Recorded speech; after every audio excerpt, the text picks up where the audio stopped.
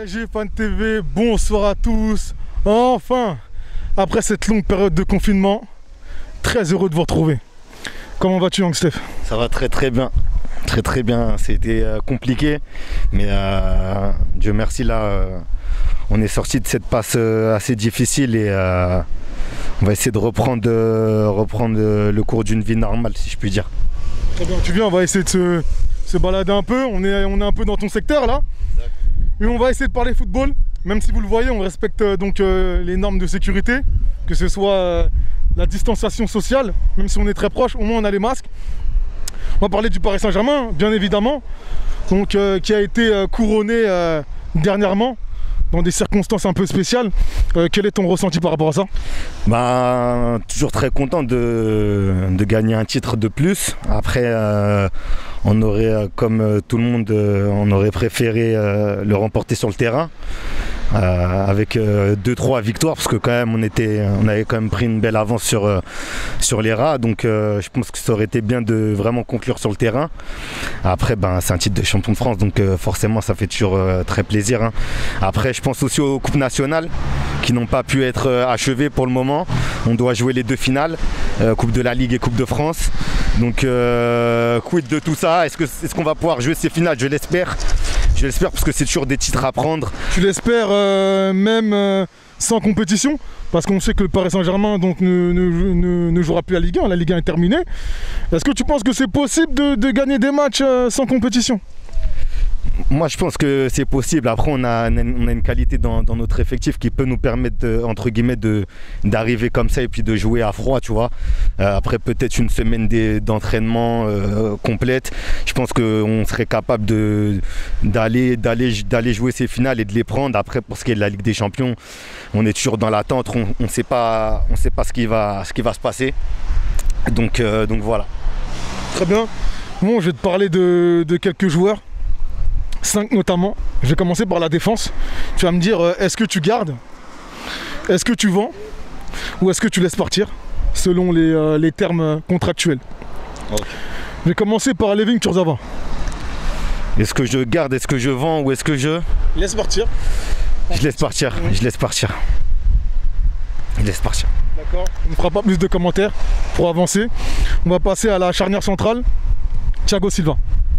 Je garde parce que le marché des défenseurs cet été va être compliqué, donc je garde. Très bien. On va passer maintenant sur l'aile droite. Je pense au latéral Thomas Meunier. Je garde pas, je laisse partir. Il aura fait 3-4 saisons chez nous.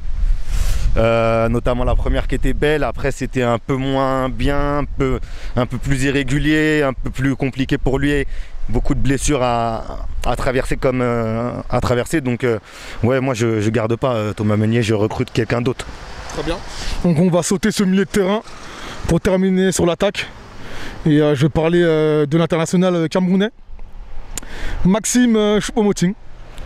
Je garde pas, même si c'est un bon gars apparemment qui se font bien dans le groupe, mais je le garde pas malheureusement parce que je trouve qu'il n'est pas suffisamment au niveau des objectifs qu'on a, donc je garde pas du tout. Et enfin pour terminer, la légende du club, l'Uruguayen Edinson Cavani. Choix cornélien un peu. Choix cornélien quand même, hein. Je garde. Je le garde, ouais. C'est ce que le club aurait l'intention de faire si on se fie aux dernières nouvelles journalistiques. Je crois bien. En tout cas, moi, je le garde, je le prolonge d'1 année. Parce que voilà, le marché des neufs est aussi comme pour le marché des défenseurs centraux. Il est très compliqué. Il y a peu d'opportunités. Il y aura peu d'opportunités, je pense, pour les 2 prochaines années. Donc facile. Donc je le garde et je prolonge Mauro Icardi. Enfin, j'achète Mauro Icardi. Très bien.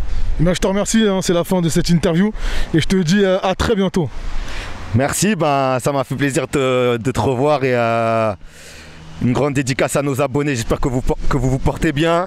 On est tous dans l'attente de pouvoir revoir notre Paris Saint-Germain, notre cher Parc des Princes qui nous manque tous.